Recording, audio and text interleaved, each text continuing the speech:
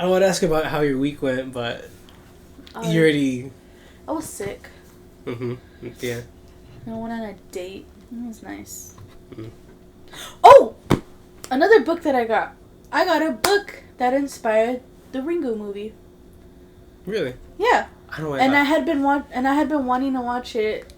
I mean, I have been wanting to read it for a while because so it started with playing Dead by Daylight, right? Mm. I'm not a horror movie. I like scary stuff, but I don't really like watching horror movies. Though I'm starting to get into them a little bit more now.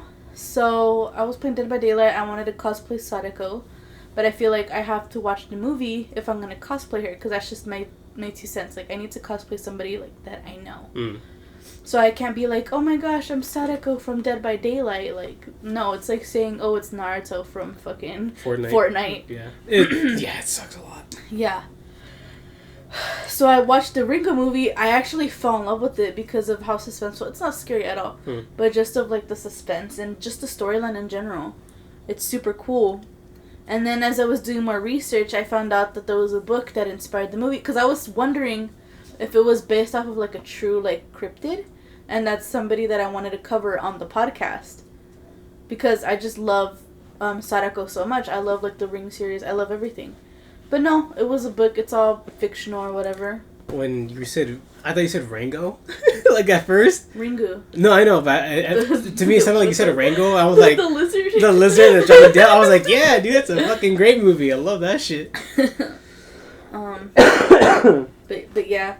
So, I got the book, and I had looked for it prior, but it was all in Japanese, like it wasn't in English and everything. So I was so surprised when I saw it at Barnes and Noble, and everything, because first of all the color, it looks trippy. Like on the photo that I took, it didn't look trippy at all. But the more you look at the book cover, the more trippier it gets, and it's not even trippy. It's just like the patterning that it has, and then it just all around it says ring, ring, ring, ring, ring, ring, ring, ring, ring. So it's weird. And I haven't read it yet, but I'm excited to read it. Okay. But yeah, and then it even had the cool little description, and it said ring, ring, ring, and it had like the little phone. It's like, this is what started the Ring series. And I was all like, woo woo. So how was your week? I've worked, and then I worked out. I recorded some things for that TikTok, which has been doing numbers a little bit. It's been really funny, just like watching some people go like, hell yeah, dude. Like, keep it up. Hold on, let's take a break. I want to see it. I got like 2 or 3, I think, per. I only recorded 2. I was going to record one later on Monday morning when I go work out. And then it's because Stacey gave me the best idea where I'm going to do there's a different type of ASMR, like a whole different category. She's already fucking laughing at it. I already have it recorded on my phone, so I can just like snip it into it. And what it is just like a boyfriend beats you with a frying pan ASMR. Hold on. I got. Well, shout out to Daisy for that one. That's great. Shout out to my friend. That's fantastic. I love it. Yeah. I reposted both of them actually. That's great. Thank you. How do you only have 75 followers? Well, that's like before I did this. I had like 69 before I made the account. Whew. So yeah, that's what I'm gonna do. That's great. I love it. Mm-hmm. And then I'm like, I support you, friend, in all your endeavors. It's the stupidest. No matter how big or small or stupid it is. Mm. Yeah, it's ridiculous. But oh no, I find it just really fun. I bet it is. Yeah. It was fun watching it. I wasn't even paying attention to you. Just one of the worst things about that though is that I have to record myself while you're working out. While I'm working out, and I hate it. I actually fucking hate it because I'm so self-conscious about that. Because like it's in a public space, I don't want anyone thinking like I'm trying to be creepy, recording them. Like no, I'm trying to record myself. I feel like you should just worry about yourself, and who cares what other people think. Yeah, well, it's and then if something does happen, you can just be honest and show the video and be like, "Look, I'm just filming myself." No, I know, but I just hate that feeling that someone might think I'm doing that to them. And I'm not. You overthink too much. Oh, You're I'm recording in a public space. Like, yeah, of course. Yeah. And then, like, it's parts that are going to be more irritating is recording, like, I didn't get all of my legs workout. Like, the second one I recorded, it was supposed to be my legs. Mm-hmm. But it's like this big fucking area, and I'm like, I don't know where to set my phone.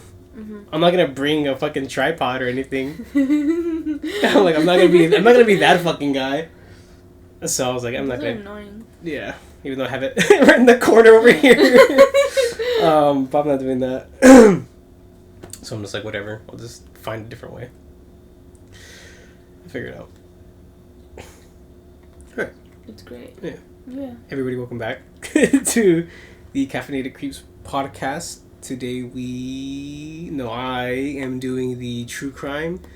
Ray is doing the spooky, paranormal, supernatural, right? Am I?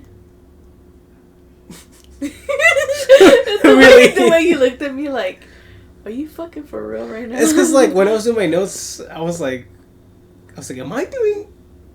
Dude, that happens to me too, and then I always have to go back to the episode. Yeah. No, but then I realized, like, I just did a doll, like, that's, like, so it can't be me. A doll whose hair grows. Mm-hmm. The wrong baby alive you want to have. But I shared a sneak peek of it, I think, on my Instagram story, and I think you already saw it. But I have the story of the first woman to be killed by lethal injection. Wow. Yeah. She's not a good person. She's not even a person? She's not a good person. Oh, I thought you said she's not even a person. I was like, what do you mean? You just said a woman. I tried. I was going to name it something else entirely. Because there's circumstances for her being executed are a little weird. Because I think I had originally named it like the 6 killings that brought back the capital punishment. Ooh. But I was like, as I was doing more research into it, I'm like, it's not right. It's not quite right. So I just scrapped it entirely. Anyway.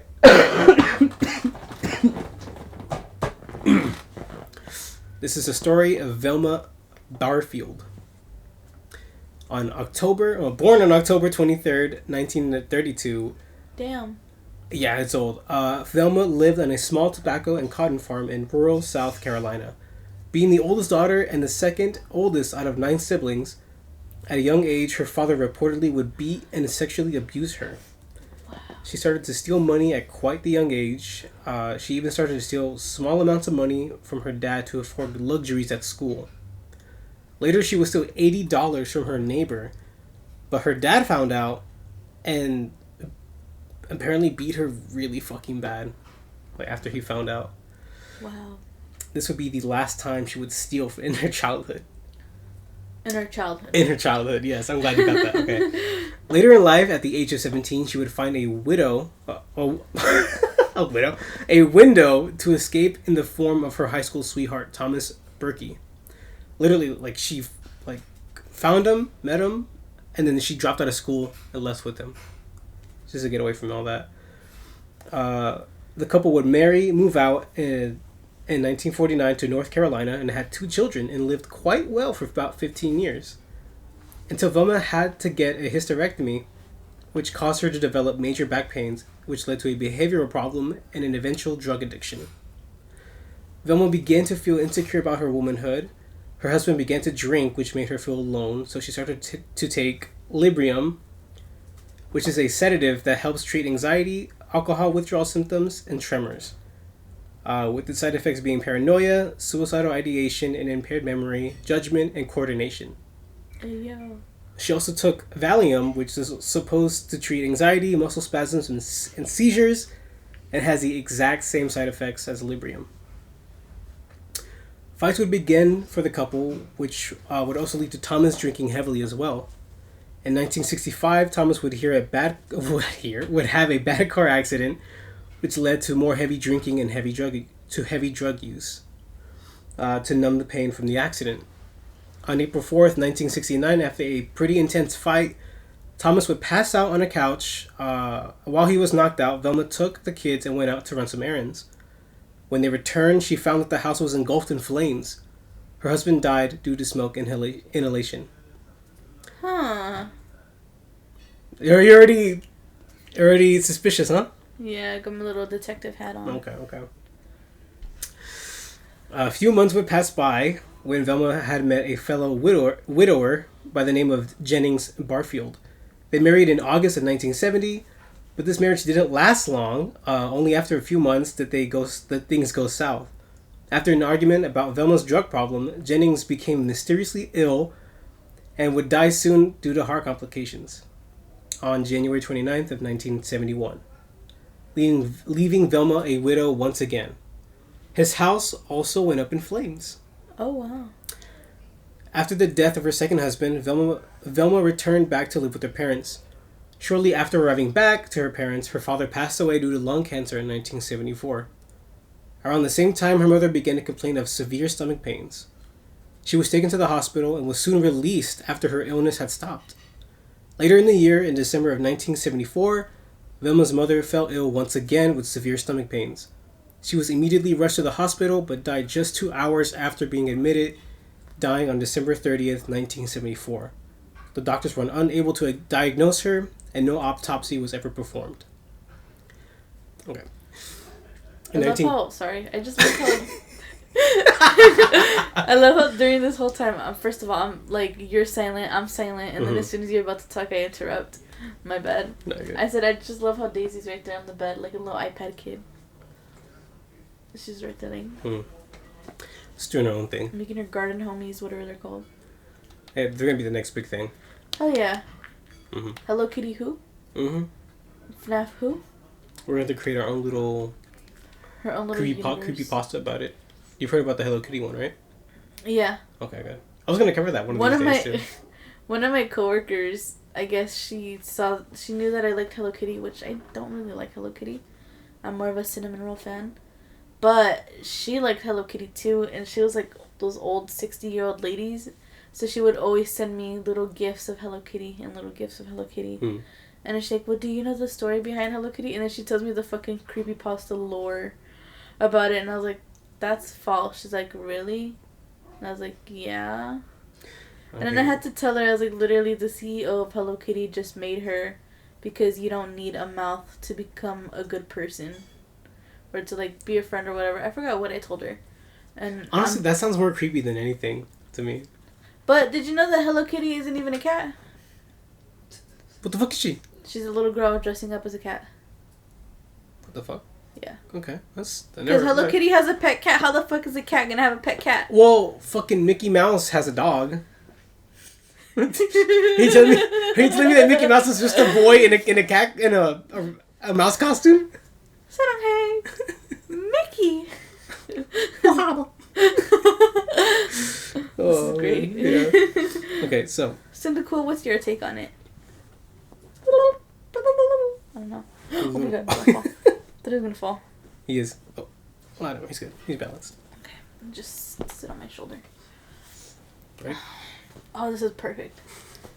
You're gonna fall asleep on me. Probably am. I fell asleep for like 4 hours. Okay. In 1975, Velma was arrested and served 6 months in prison for writing several bad checks. After some time, she had been released. Velma would secure a job as a caretaker to 2 separate couples. Oh my god. The first couple being 94-year-old Montgomery Edwards and his 84-year-old wife, Dolly. On January 29th, 1977, Montgomery Edwards would pass away. A few weeks after her husband's death, Dolly Edwards would suffer the same severe stomach pain, just like Velma's mother. Dolly passed away on March 1st, 1977. Rest in peace, Dolly. In June of 1977, Velma was reassigned to 2 new patients to take care of, 76-year-old Record Lee and her husband, John Henry. On June 4th, John began to experience racking pains in his stomach and chest following severe vomiting and diarrhea. He died just shortly after showing these symptoms. Out of Velma's bad luck, one good thing did come out of it. While taking care of Dolly Edwards, a relative by the name of Stuart Taylor, would ask Velma out, and the two would start dating. She would eventually even move in with him. On February 3rd, 1978, Stuart found out that Velma had been forging checks under his name, and the two had gotten into a heated argument. The next day, while getting ready for the church, Velma had handed him a beer. He figured that this was her way of calling a truce. Can you imagine trying to call a truce over a fucking beer? Before church? Yeah. Like, I know we're, like, doing a lot of research for, like, true crime stuff, but that just screams, like, that's pretty fishy sus. and suspicious, yeah. Yeah. Like, ain't no fucking way would I buy that. So, while in the middle of service, Stuart began to feel sick. He tried to tough it out to the end of the service, but couldn't make it. After a while, he excused himself so he could go lie down in the truck. After the service, Velma came to his aid to take care of him. He would spend the whole night vomiting and suffering. In the morning, he begged Velma to take him to the hospital. However, the doctors couldn't find anything wrong with him and just diagnosed him with gastritis. The doctors told Stuart to just take some medicine, and by the morning, he would feel better. Next thing you know, the motherfucker was dead. Spoiler alert. While some time had passed, and it was time for his funeral, while Velma was crying and grieving over her boyfriend, the police would receive a tip claiming to be Velma's sister, stating that Stuart was, as well as the other individuals, were poisoned by Velma herself. The police didn't think too much of this call until the autopsy came back from Stuart's body, which had arsenic from rat poison. Oh. So the police began to exhume the amount of bodies left behind Velma and would find traces of arsenic in their bodies. When confronted by the police, she denied it until her son started to ask questions about it. She reportedly broke down, started sobbing, and told her son, quote, "I only meant to make him sick," unquote.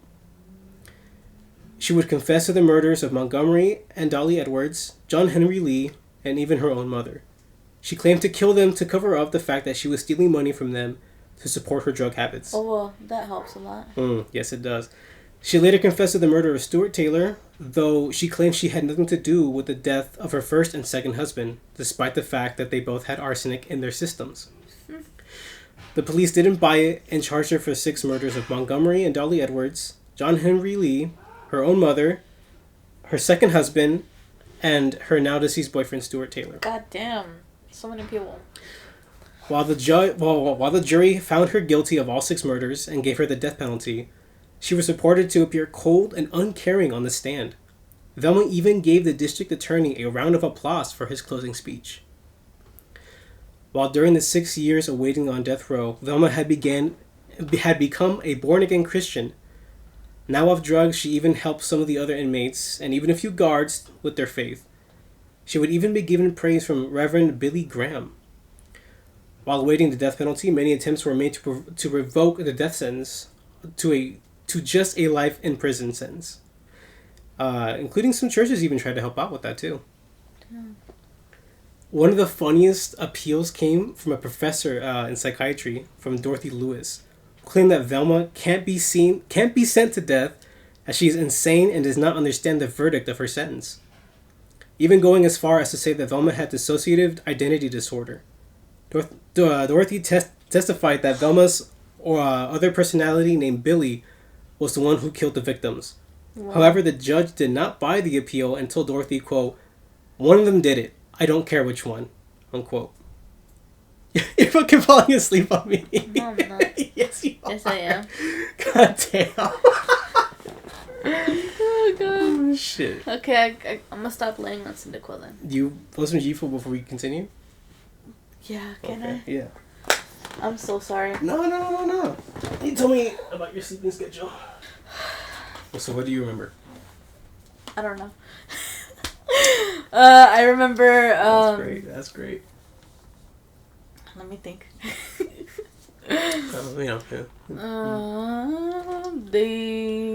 Everybody has arsenic in their things. What was the last thing you said?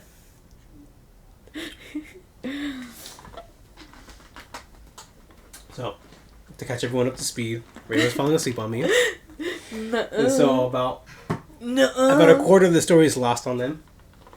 But what happened was that the jury had found Velma guilty. Yes, that I remember. Velma clapped at the district attorney for Yes. an amazing closing speech. I remember that. Okay. Too. And now a psychiatrist has been trying to appeal for Velma. Saying she's mentally ill. Mm-hmm. I remember. And the judge said that he didn't care which personality did it. One of them did it. Uh-huh. Okay. The day before her death, Velma instructed her attorneys to drop all the appeals as she wanted to go out with dignity. For her last meal, Velma chose... she asked for a bag of cheese doodles and a bottle of Coke. Hell yeah. Really? What the fuck are cheese doodles? Are they like Cheeto Puffs? Yeah, they're like an off-brand Cheeto Puffs. But like, you commit 6 murders and you're sitting on death row for 6 years and you ask for cheese doodles and a She's Coke? probably satisfied with her life. Fuck them. Cheese doodles. Also, I am not condoning murder, please, when I say hell yeah. It's just that I like cheese puffs and I like... Yeah, cheese puffs Coke are too. amazing, but like, I feel like if you're gonna have a last meal, you gotta make it something. Anyway. Did we discuss what our last meals would be? I think I talked to you about it. No, we talked about like last sandwiches we did, but not last meals. Oh, yeah. Oh, my God. Never last meals. My mouth is watering as if we just did not demolish half a pizza right now. I might finish it like after we fucking Me finish too. recording. It was so good. Either I finish it after the podcast or I take it for work and I eat it in the car. Just eat it. Oh, shit. That's where I do my best thinking. Eating in the car while driving like 85 miles on the freeway? No, I was gonna park and then eat. Oh. In the parking lot of my job. Shit, okay. Her last statement being, quote, "I know that everyone has gone through a lot of pain. All the families connected. And I am sorry. And I wanted to thank everybody who has been supporting me all these 6 years," unquote. She died by lethal injection on November 2nd, 1984. Hell yeah. She was the very first woman to be executed after reassumption of the capital punishment in 1976. She was also the very first woman to be executed by lethal injection. Good. Good. Good. Good. Bitch. Cheese doodles and a bottle of Coke. My mom was 2 or 3 years old at the time. When was Dad born, Daisy? Thank you. She's too busy listening she's to music. Busy making the beans. The way she just looked around like... He's talking to me? Yeah, he asked how old... What year was Dad born? Yeah. Dad? Yeah. 64. 64? Fuck, yeah. Way too late on that one. Never mind. That's crazy. Yeah. No, my story's fun. I like it though. You were like knocked out for at least like a good chunk of it, but it's That wasn't. Shut up. I can see it on your face. I looked up every now and then because I knew, like, I swear I saw like you like dozing off. I'm like, I know they're gonna fall asleep on me. Nuh-uh. Mm-hmm. So Nicole, you hear this bullshit? Bullshit, you fell asleep on me. Witch. Can't fucking believe it. Nuh-uh. Alright. Okay. You ready for mine? Mm-hmm. I'm actually really excited. Are you? Honestly, I've never done anything like... You told me what it was, but I've never done any research on it. Yeah. Just because I could. I feel like I was kind of surprised, but at the same time I wasn't. Because I was just like, holy crap, I've experienced all of these. You know? Mm-hmm. So, alright, so I'm gonna do a little bit something different. I'm gonna set the atmosphere for y'all. Okay. Okay? How should I say this? I'm not even gonna tell you guys what it is until after, because you know what it is. I do know. I'm gonna do a little. But it's like the suspense is already killing me. I'm gonna do a whole little spiel. All right. Mm-hmm. It's not as good as the hide behind, I think, but I feel like maybe it might be as good, because we've experienced this before. That episode did give us the chills. Yeah. It was something. Okay. Don't you have a weird feeling, when you're a bit? Don't you have a weird feeling when you're a bit alone sometimes? You're in the middle of doing a chore, or you're watching TV, maybe even washing your face, when suddenly you get a creepy tingling in the back of your neck, and you realize you might not be alone in this room. You think you see a figure in the corner of your eye, but before you have a chance to see, it disappears, or sometimes it can even linger. But it's different when you go to bed at night, because you see it staring at you at the foot of your bed. You try to blink, and when you blink, the figure's gone. People have experienced this all over the world, and that, my friend, might be shadow people. That was kind of lame. Well, it's just to set the mood here. You gotta really let it build up and simmer. Yeah. It's perfect. There are multiple versions of shadow people. Multiple. Yeah. One version are called peepers. I don't know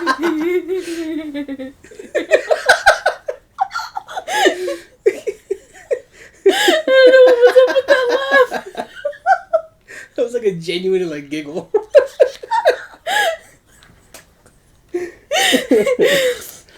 Jeepers, peepers. Have you seen that movie, by the way? Yeah. Okay, good. The next one I would recommend to you. Jeepers Creepers. I sang it wrong. My bad. Please, people, don't shoot me. I mean, do shoot me. I think you should watch. I think I already recommended it. 13 Ghosts. Or, oh yeah. Matthew Lillard is in the movie. Oh hell yeah. Yeah.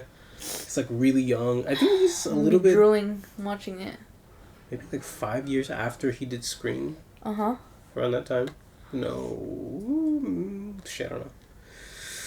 But a good movie. A little cheesy, but this one I have experienced multiple times. Okay. So these ones are called peepers, and they manifest right at the edge of your visual range and look as if they are peeping at you from behind. Ooh. Then there are more terrifying visual apparitions which visit you at various inopportune times, but mostly while you sleep.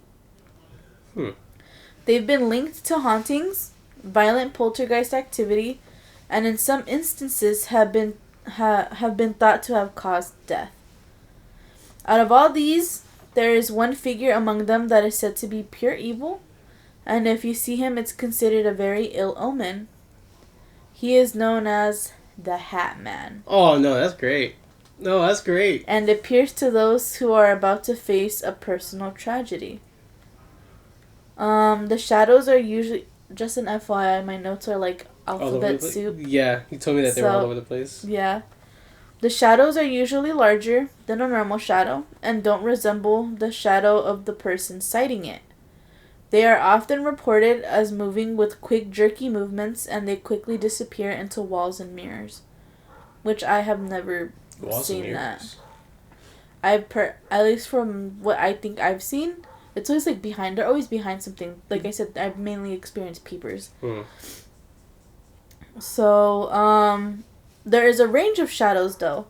Some kind of look solid, like a regular human. Mm-hmm. But some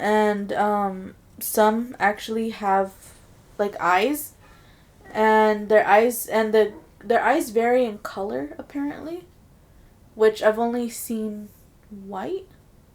Really? Yeah, I've only seen white eyes.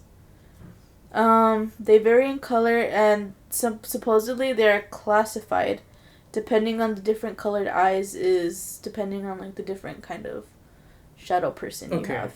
Yeah. But the only agreement we have is that white colored, the white eye colored shadow people, mm-hmm. they're typically faster, more logical, and much more still. And they're not aggressive, really. They're not aggressive at all. The ones with red eyes supposedly are the most aggressive ones. And a lot of people believed that they're evil, but few people consider them to be the form of a guardian angel. Makes sense. Yeah. And then this, I kind of just copy and pasted it from a website real quick because I didn't have time to write it. So, I genuinely forgot the website, my bad. But I'm just going to read it. It might be repetitive of what I already said. Mm-hmm.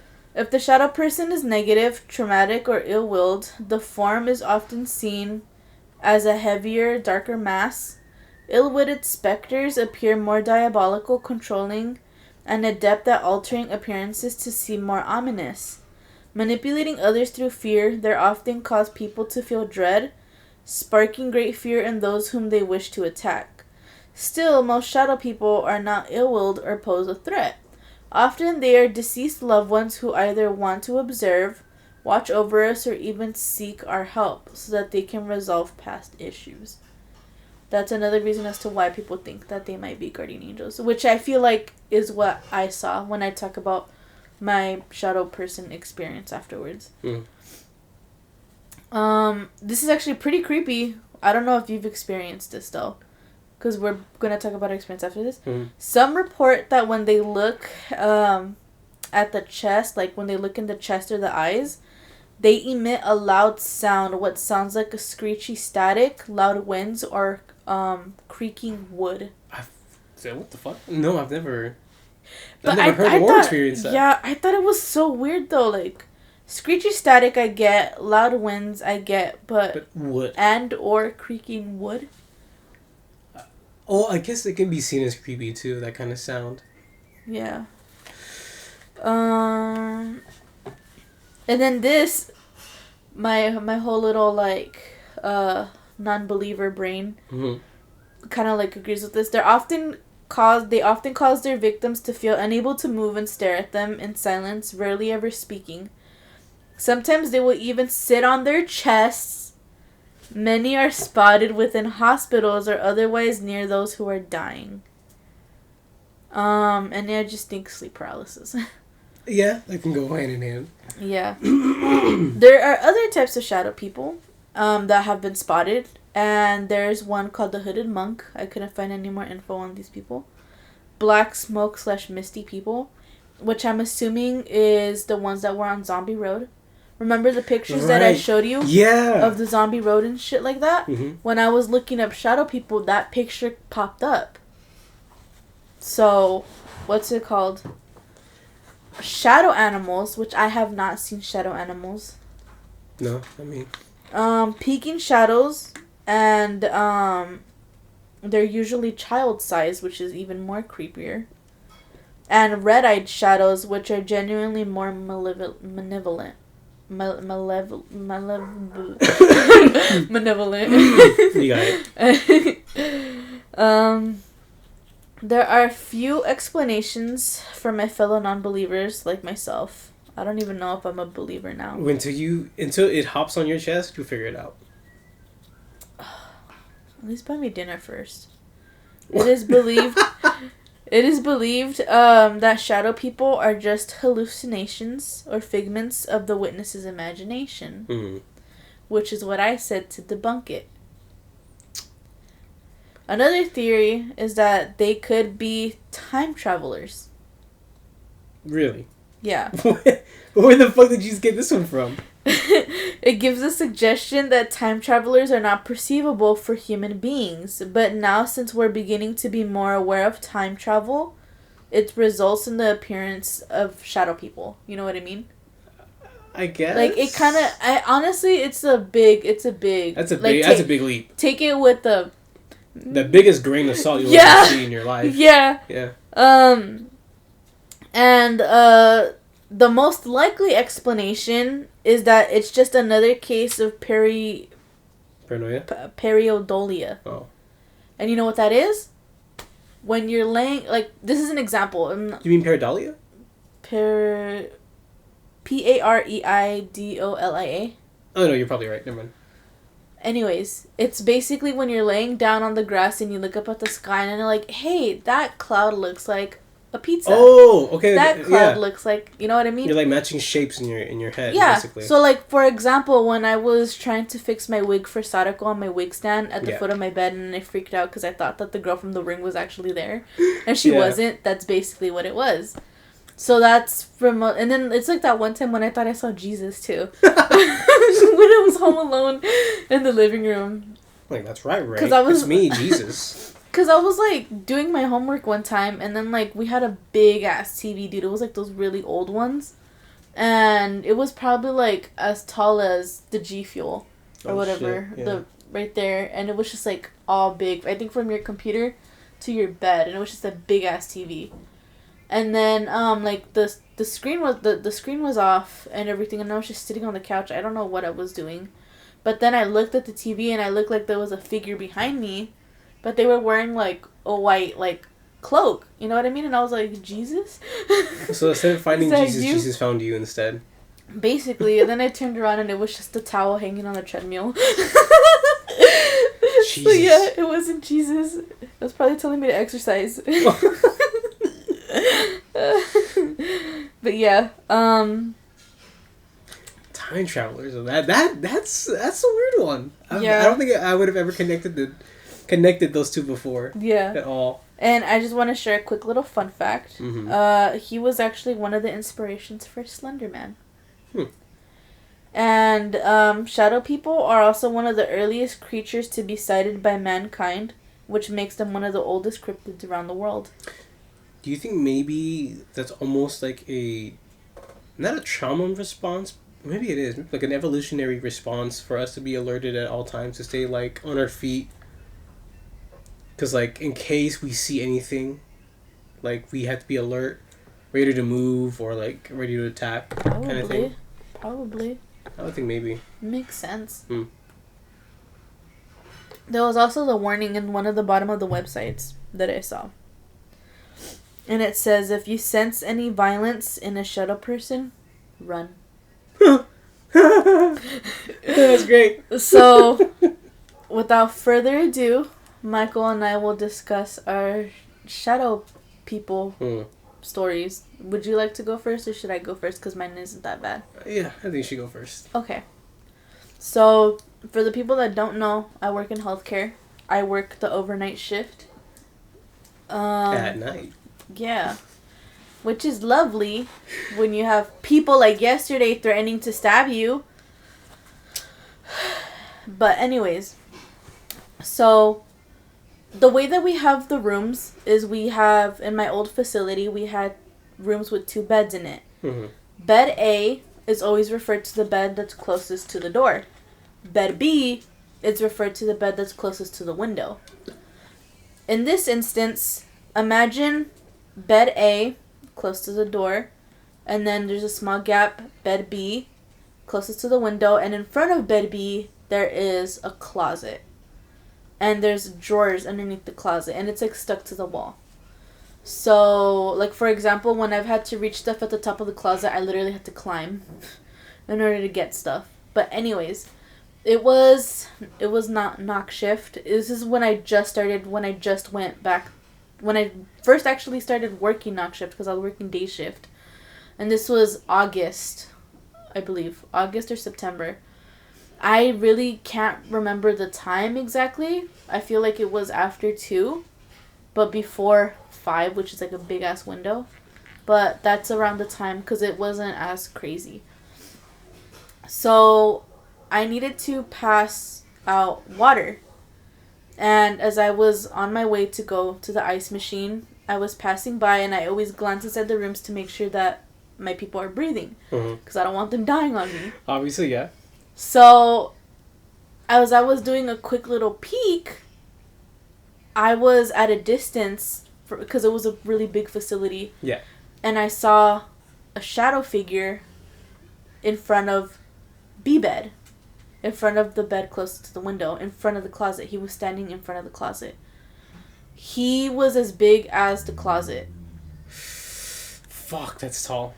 And he wasn't, and kind of like what I was reading about, he wasn't very foggy. Mm-hmm. He had like the figure and everything. I genuinely don't know how to explain it, but he did. You could straight up tell that is a figure right there. Mm-hmm. That it is a figure, and he did look a little bit foggy, but not as much. Like, he didn't look like a shadow. You know what I mean? And I just froze with the fucking cup in my hand, and then I was just looking at him because I didn't know what to do. And the room in there was dark. So obviously it couldn't be my shadow because I was too far away. And then the room, the light for our hallway we always leave them on. We never ever turn them off. Now we do in my new facility because it's like a smaller facility, so we can. But it's not pitch black.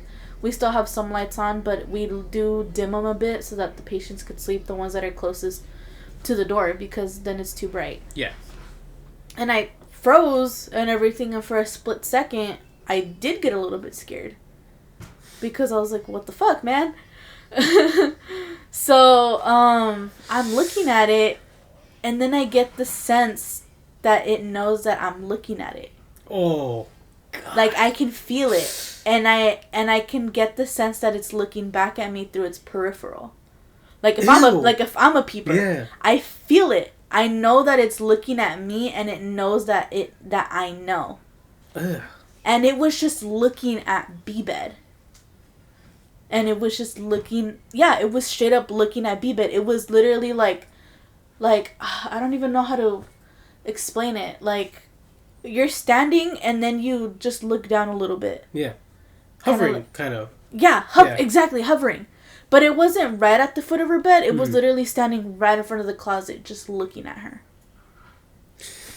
Shit. So, that happened, and I was blinking because I was still in shock, and it wasn't leaving.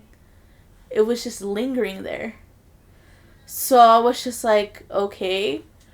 And then literally, like, I know this sounds really stupid, but I swear to God, this is the only actual paranormal experience or supernatural experience that I feel like I can't really debunk, besides me just being tired because it's night shift, that I literally just turned back to the hallway, and I was all like, I have to go. And then I just walked away, and I got the ice water. Say it with the, I have to pee. It's like different way. No, I went back, and I was like, whatever. I was like, as long as it's not hurting me, shoot, if you're gonna haunt this patient, and everything. Fuck them. Don't fuck with me. I got a job to do. Literally, like, I know it sounds stupid and everything, but, like, if you're gonna haunt me, like, put the dishes away, you know? Yeah, but they won't do that sometimes. they'll fuck with you instead. As long as, just leave me be. Just leave me be. Like, if you want your own little room to yourself, hell yeah. Like, have your room to yourself and everything. But, like, at the time from 8 a.m. until 3 p.m., I would like to sleep. And then after that, you can haunt the place, you know? So, I was just like, okay, not my circus, not my monkey, not my monkey, not my circus, however the saying goes. I've never heard that one before. So, I left, and then when I came back, I looked back in her room, and it was gone. And the lights were still off. Oh. And I even decided to walk in there. And after I had given the patient the water like he was asking, I'm pretty sure I was standing there for, like, a good maybe 2-3 minutes, dude. You know what that kind of reminds me of? There's this Stephen King book that was made into a movie. I think it's something like Josh's Game or some shit like that.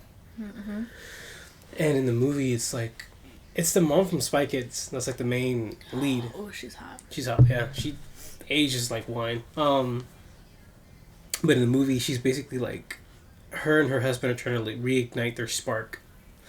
And he takes her to like this, not cabin in the woods, but it's like their getaway home.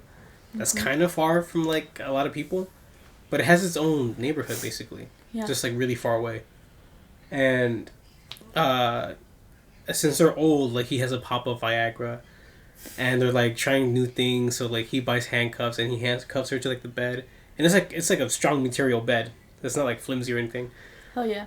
And as they're about to like get it on, he has a fucking heart attack. And he just falls over. And she's stuck. She's stuck. And do you care for spoilers, or do you just want me to just like... You can just tell me. Okay, so a couple of days do go by, and she's trying to like piece together like, how the fuck am I gonna get out of here? She's like, first she's thirsty, and then she's hungry. And she remembers that every time he takes a Viagra, he gets thirsty. And she remembered that he left a drink of water like right above where her hand is. She has to like slowly inch like her fucking hand to get a drink of water. and they accidentally left the front door open. So there's like wolves coming in, and they're eating the body of the husband at this point. And they looked at her, and she managed to like shoo it away. And then in one of her like hallucinatory nights, because at this point, you know, she's starving, she ran out of water, and she's starting to hallucinate. And she sees on like the end of the room, basically what you're describing, like at the other end of the room, to this tall, mysterious, deformed figure with like piercing red eyes just looking at her. Mm-hmm. And she's like, oh no, oh no, am I right? Fuck. So, yeah, so it's in the room, right? Mm-hmm. And she's just like, she's tripping out. And she just goes, I gotta go back to sleep. I'm just gonna go to sleep and I'll wake up in the morning. So she wakes up and she's trying to think more of how she can get out. And so she figured that if she breaks the glass that had the water in it, she can sort of cut her wrist so she can sort of break free from the cuffs. And she does. She manages to do it. It takes a lot of blood and a lot of like skin to cut, but she manages to like wobble out. And it's like the middle of the night at this point, so like another day passes by, and she's wobbling out, and she gets to the hallway of the house. She sees that exact same tall figure again, like just staring back at her, but she literally could not care. She literally doesn't give a shit, and she just walks past the figure. She's like, "Whatever, dude." And Me just, right there. Yeah, and just walks by, and then I think she's writing like a little book. Because I think she's a book writer. She's writing like a book of like her story, how traumatic it was, and how she's recovering, but with her hands. Only to figure out that like I think a few weeks after her recovery, on the news that there's a report of this like 8-foot tall dude that was arrested for breaking into houses and killing people, stealing their ears, their lips, their nose, and keeping them in jars like in his house. And she was so close to being one of those victims. Was he just lurking around because she was still alive? He was just waiting. I don't think he was waiting. I think at that point he was kind of... Because he called her... Oh no, she called him a hallucination. Mm-hmm. And then she actually confronts him when he's being sentenced in the courtroom. Uh-huh. And he goes, "You're real." Like, he thought she was a hallucination. Which is fucking weird. I'm probably remembering that wrong, but like... Maybe he was on something when he was doing yeah, I think like he was on something too, like during all that. Uh-huh.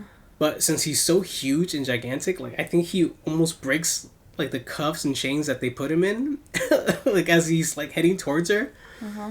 But at this point, she could not give a shit. Like she's... there's a lot more backstory that goes behind her, like why she is the way she is, why she's scared. That's pretty crazy though. Yeah, it's creepy as fuck.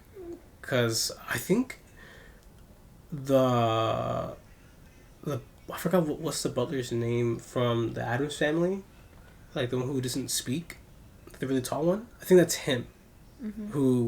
who's being the actor right there as the tall figure. And it's just really gross because they actually show you like the jars of ears, Oh hell like yeah. in his home. That's dope. Yeah, and it's really fucking creepy. And like when I first watched it, I had like every time I closed my eyes, I was thinking like, fucking that shit could disappear in the middle of the night, just like a big fucking I don't know tall figure. I don't know if I was just too tired because I did watch a YouTube video. It was gonna tell at the end of the video it was literally just like a 10-minute description of what the shadow people were. And then the rest of the 20 minutes after that was just pure people's stories about it. And I was like, Michael and I have our own stories. It's fine. So, what's it called? So I didn't worry about it, but I had my screen big, and the only thing that was popping up was just a shadow person looking back at me. Shit. Through the screen. But I don't know if I was just too tired or something like that. And then I was like, fuck you, man. And when I was done with my notes, I just closed it, and then I just climbed in my bed and I knocked out. I didn't get scared or anything. I think you should like really watch the movie. I'll have to find. I think it might be on Netflix, but like, there's more to the story about her because she was traumatized by her father, and It seems really interesting. her husband almost resembles the father, which is kind of like worse. Like it's. Is it like a? You said a Stephen King book. Right? Yeah, it's more. I kind of want to read it though. It's more suspense. What's the name of it? Fuck. Can you text it to me? Because I'd be really down to read it. I'll find it right now. Hold on, give me a second. Because I also got it. Ooh. Gerald's Game. Ooh. Yep. She's so pretty. She's really pretty. She's gorgeous. Yes, She's gorgeous. I didn't even finish telling you about it. Oh yeah. So, yeah, after I saw it, it disappeared and everything.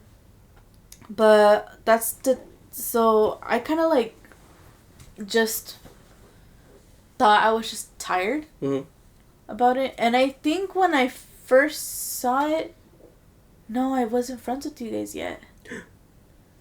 I was not I was barely becoming friends with Daisy. Because like I said, it was like August or September. Yeah. And everything. So yeah. Because like 2 months after that is when we actually started talking and everything. Like in the group chat and stuff like that. Look at us now. Yeah, look at us now. Whole ass podcast. We're besties. Who would have thought? Yeah. Thanks to Daisy. Mm-hmm. She's probably gonna be my maid of honor, thanks to her. Not me. You'll be the officiant. Yeah, but I look good. I would look good in a sundress. Get me up on that fucking altar. Oh, this is lovely. What's it called? No, but then besides that, I feel like, yeah, kind of like that. Like when I do my notes sometimes, like when I was doing notes for Zombie Road, and I had the bathroom door open, I felt like I saw something in the corner of my eye, but when I would turn, it's gone. You know? So, I mean, it could just be peepers and stuff like that, how you always feel like you're being watched sometimes, and then when you turn, there's nothing there. So I feel like everybody has probably experienced peepers once in a while. For sure. I think everyone has that, yeah. Yeah. So, I guess we have experienced a cryptid or whatever. Or I have experienced my first ever cryptid technically. But I don't know if it's real or not. I don't know if it's just my hallucination. But yeah, so that's my story. Now I'm ready to rehear your story, Michael. Okay, so my experience with the shadow person, people, they, them, however they feel like,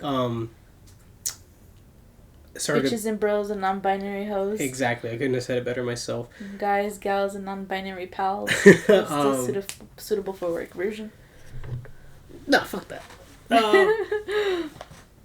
So it started when I was really young, probably around when I barely hit like the teenage years. I think around 13 or 14. We were living in Huntington Beach at the time in a little, like not like apartment, but it felt like an apartment, I guess. But it was a little house. And when we were, every now and then Daisy would come into our room, like me and my brother's room. And she would like sit in the couch that would be between our beds. And she would like either watch anime or she would play any video games that we had at the time. And in front of the foot of my bed, there was this really, really large sliding mirror. That had a closet. It was basically a closet with just really big sliding mirrors. It was pretty cool. But I remember one morning I woke up, Daisy was watching anime, and I remember sitting up and seeing this shadow figure with red eyes. Mm-hmm. And I remember I couldn't move, so it wasn't sleep paralysis. But I felt like I couldn't talk. But I just remember him raising up his arm almost to like his shoulder height and just sort of twiddling his fingers at me and saying like hi, you know? He's flirting with you. Like a little flirtatious little guy. And so I would like... Were his eyes white? No, they were red. Full on red. And I remember... At least you heard the warning now that said run. I tried to like rub my eyes because I thought I was still like tired. So I was rubbing him hard. I was looking around, and he was still there. So like he didn't disappear. To linger. He didn't disappear for a while until I laid back down, closed my eyes for like 20 more minutes. I woke up again. He was just completely gone. maybe he did disappear into the mirror, like you said earlier, traveling through mirrors. I don't know, but it was weird. And I think a year or two later, my sister-in-law, who at the time was living in my sister's old room, she had reportedly, at least, said that she saw the same figure outside waiting on the door, like to the room, just like looking in basically. I'm not quite sure on her account because that's all I really remember from hers. I would have to like talk to her about it, but I do remember her saying that she did see it. And then the most well-known one that you and Nicole know is a few years ago while we were living in this house on that bed. I remember after a really long shift from work, it just like I just finished my Friday shift basically. So I woke up and I wasn't gonna go to work, but I woke up really early, and I couldn't fucking move, but I could move my head just a little bit, like if I was like slightly nod, you know. And what I saw at the foot of my bed was the shadow figure again. Mm-hmm. No, it was right here where I'm at. So imagine me, my head is on that board right over there. Yeah. And it's like right here. And I see it. And then I look back up into the ceiling, close my eyes for a little bit. But how... Sorry, I don't mean to interrupt. No, go for it. How was the apparition? Was it like foggy or was it like a full-on like... To me, picture like it almost having like a solid black body, but around like its limbs, or like almost... It looked kind of like staticky, maybe? Not staticky, more foggy. Like the outline of it looks foggy, but the main body seemed solid, basically. Yeah. So almost like a little bit as tall as this fridge right here. It's kind of a short one, then. To me, that seemed pretty tall. I don't know about that. Well, yeah, if you're laying down. Yeah. But I just remember I looked back up, closed my eyes, and hopefully it would just disappear like it did last time. Until I looked back down, only to find it at the foot of my bed this time. And I still couldn't talk properly because I still it's like felt... playing a fucked up version of Simon Says. Basic, like red light, green light. There we go, that one. That's what it was fucking playing. And as I saw it right there, the only thing I could muster was just me going, "You're not gonna do shit." I felt like you know what the worst part is? Now that you mentioned all that shit, He probably was all like, bet. no, I felt the fear fucking coursing through my body. Like, it was intense. I remember that. Because I couldn't tell if it was real or not. Like, I really couldn't. But when I said that, it started to crawl onto my bed, basically, like on all fours. Mm-hmm. And it got to my chest, basically, face to face. And I remember it smiling. Just the biggest smile from, like, ear to ear. Were you able to see his teeth? Absolutely. Sharp-ass teeth. Like a shark teeth or, like, big sharp teeth? Just big shark... I guess shark teeth would be the best description of it. Yeah. Uh-huh. I just... Were they white? Were they yellow? They were white. Pure white. At least he brushes his teeth and flosses. Yeah, he don't have gingivitis. Good for him. Good job. Yeah. But it was fucking creepy. And then I just remember closing my eyes after that point because I knew he was like right in front of my face. Uh-huh. Like what I could describe what I might have felt like his hot breath is basically on me. But damn. Don't look at me like that. All I heard was hot breath on my neck. That was the closest action I've had in a couple years, okay? How old were you when this happened? Like I think 20 or 21. So... How old are you now? 24. Damn. Fuck you. That's not what I meant. That is not what That's I meant. fucked up. That is not what I meant, Michael. Oh, man. But after that, I just closed my eyes, hoping that he would just fucking disappear again. And when I opened them, I think some time had passed. I could move again, and he was gone. Damn. Yeah, it fucking sucked. That whole ordeal. Actually, I haven't seen it again since. Yeah. I don't know why I saw him the first time. I was in school. I wasn't tired or anything like that. I had just woken up, so, And I could move, so it wasn't sleep paralysis. I don't know if I've been wanting to see the Shadow Man again. Because every time at work, when I go into the bathroom, like if I have to change a patient, I go into the bathroom and I get the water running. Uh-huh. Or like I have to go in there and like it's light enough where I can see because I kind of have goodish vision when it's dark. But every time I'm in the bathroom and I'm looking like in the mirror, like obviously I can't see my reflection. Yeah. But I always imagine, like I always look over my shoulder like in the mirror if I'm gonna see like the Shadow Man again. And because to this day, I have not seen the Shadow Man again. And I don't know if it's just because it was watching over the patient because the patient was going through something at the time. From what I know. I don't know if she ended up dying because I had her for a while. She's the reason as to why I have my injured wrist, actually. So it was her. She had fallen off the bed one time, and I was confident enough that I could pick her up. Because I have in the past, and then for me to fuck up my wrist. But, no, yeah. And the thing that concerns me, though, is that I saw it that one time. And I wondered if she would see if she saw it, too. Because, well, she was sleeping at the time, or else she'd be freaking out. But she was one of those patients that during the day and during the night, she would scream all the time. What if that's like the closest we can get to seeing the Grim Reaper?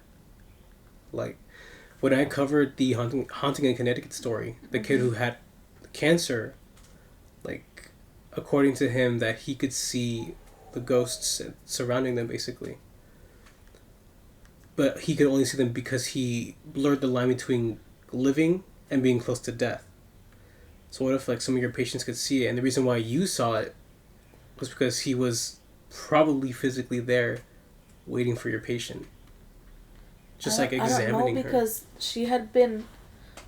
Because she was still there for a couple more months. I think almost an entire year before she was sent out, I think, to a different facility. Because she had fallen down and she had hurt her hip.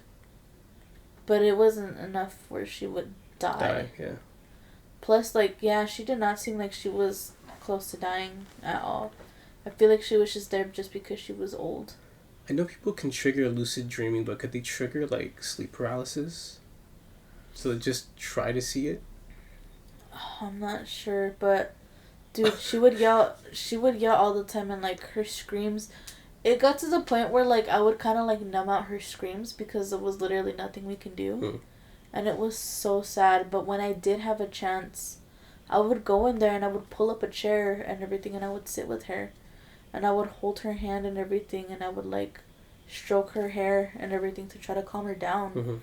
And then as soon as I stopped and I would step out of the room because I would hear the call light and I have to check to make sure if it was my room, she would start screaming again. But she wasn't screaming like, like bloody murder. She was, like... Kind of... Her screams, not gonna lie, they were kind of funny after a while. But, like, she would be like, like, kind of like that. Or... Yeah. But yeah, man, and then she wouldn't eat as well. You'd have to be very patient with her in order to get her to eat and shit like that. So it was kind of rough with her. I miss her. She was very sweet. She would always say thank you to me too.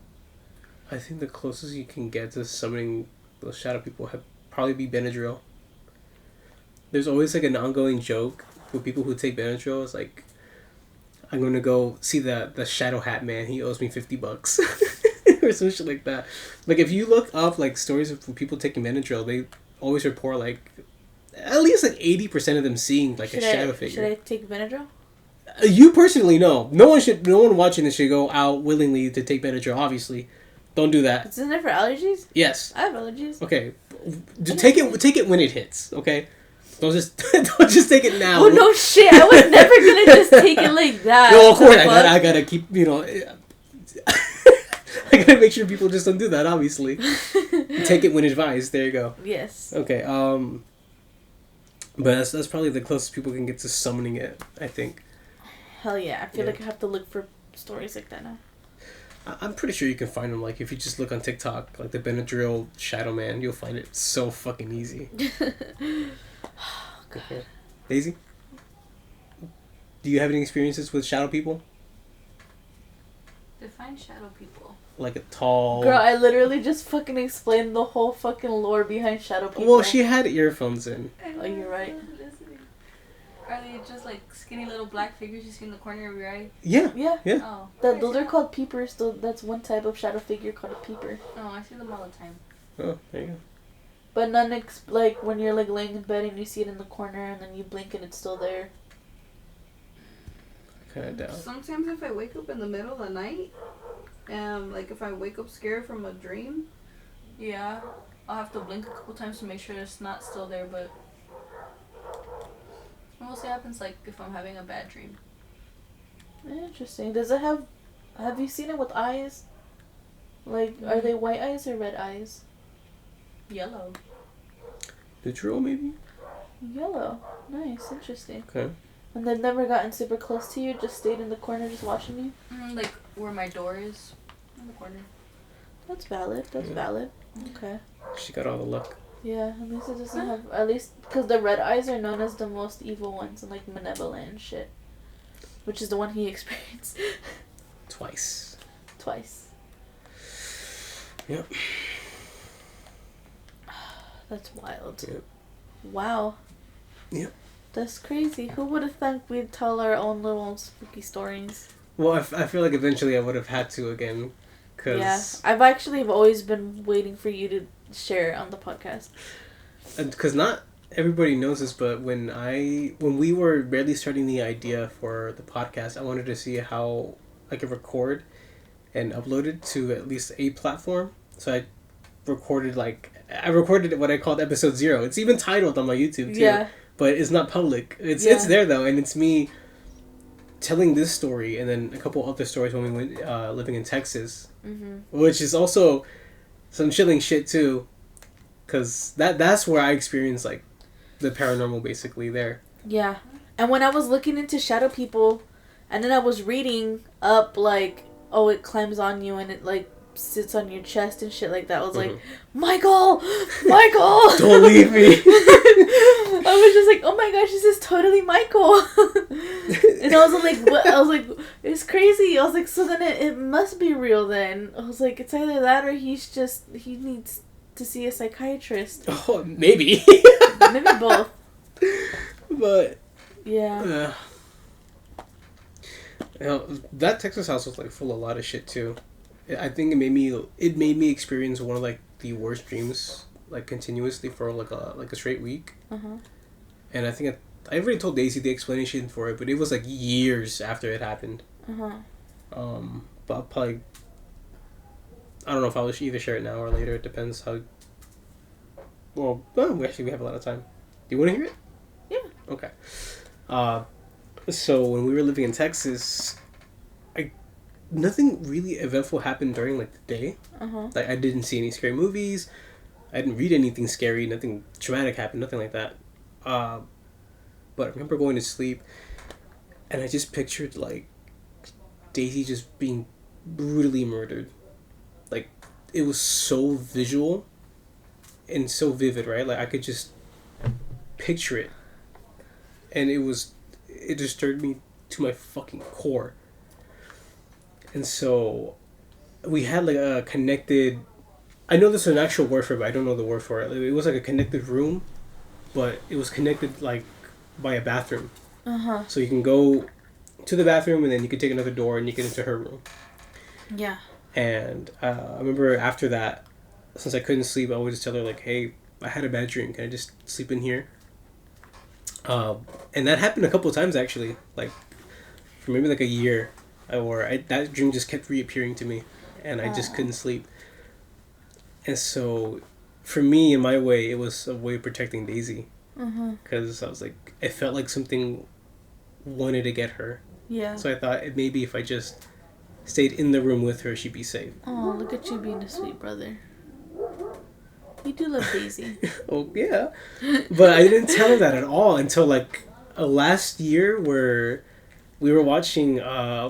I think one of the Insidious movies, And I finally told her about it, and it was just nice to get that off my chest, because if it sucked having to like see that in a dream, and then I bet just like trying to play it off as a kid. Yeah. You've actually told me the story before. Have I? Mm-hmm. But it's interesting to listen to it again. It's like a refresher. Yeah. And then we have our own other paranormal things too. My mom, my dad, Daisy, fucking my brother. Uh-huh. Like, if you want to try to get into believing the paranormal, I'm fucking talk to them for like an evening. Yeah, invite me to a carne asada and we could just talk about ghosts. Oh, no. Pull out a Ouija board. Fucking a camping trip. That's when you hear the most ones. Yes. Oh my god. I would love to go on a camping trip. That'd be great. We should plan a camping trip. I'm scared as fuck, but hell yeah. Was just us three, or are we inviting Nicole? Of course, Nicole. Well, it's because I don't know how. I feel like she wouldn't like camping. I don't know. There is one place that I know of, and I mean, like, it's not... The camping spot is okay. But, like, we could always drive out to go hiking somewhere else, because it's not really good to go hiking there. But it actually has a bathroom. And then it has, like, a shower. Like, there's, like, 2 or 3 shower rooms in there. The one that we commonly go to has, like, the same shit, too. It's not bad. Yeah. But it's just kind of dirty. Yeah, well, no, the one that we went to, it wasn't dirty. But, I mean, obviously, you're gonna see, like, a spider here and there. Yeah. And shit like that. But you just gotta remember, make sure you wear chanclas when you're showering. Mm-hmm. Because you don't want to get nasty stuff on your feet. And then, like, we would always take our own toilet paper just in case. Because sometimes they wouldn't refill the toilet paper. Mm-hmm. Sometimes they would, sometimes they wouldn't. You know, it's fine. Shit happens. But yeah, it wasn't that bad. It was Apple something. Close to Little Creek. No, never heard of it. Yeah, no. I'm down to go again. My mom's been wanting to go again. It would be interesting. Yeah. Alright, should we just wrap it up then? Yeah. Or unless you got any other... Mm-mm. No? Okay. I've never experienced anything else that's paranormal. God, hopefully one day you will. Just so you could feel and believe it. It's such a whole... You want me to be a believer Absolutely. so bad. Absolutely. But yeah, I blame all of this Shadow Man stuff on lack of sleep. Yeah, that works. Okay. Because that is one of the possibilities. Yeah, it's true. It said it's true. explanations, and okay, I was but like, hell yeah. I saw them when I woke up. All right, You were still tired. I was well rested. Okay, You're tired when you wake up. You never had one of those mornings where you just wake up and you're just like refreshed, like not at all. No. Like you're like, damn, like that was some good sleep. No. Really? No. Oh, come on. I literally rotted in my bed for like an extra 30 minutes or an hour before even getting up when I wake up. Okay. Anyway, that's going to cover for episode 18. Episode 18. Holy shit. Ooh. Thank you guys so much for stopping by. As always, if you're on Spotify, leave a review, take a part of the poll. If you're on YouTube, leave a comment, leave a like, subscribe. Ooh. Share the podcast with whoever you think is going to enjoy it. Mm-hmm. I think we got nothing else until then. And we will see you guys in the next episode. Bye. Bye-bye.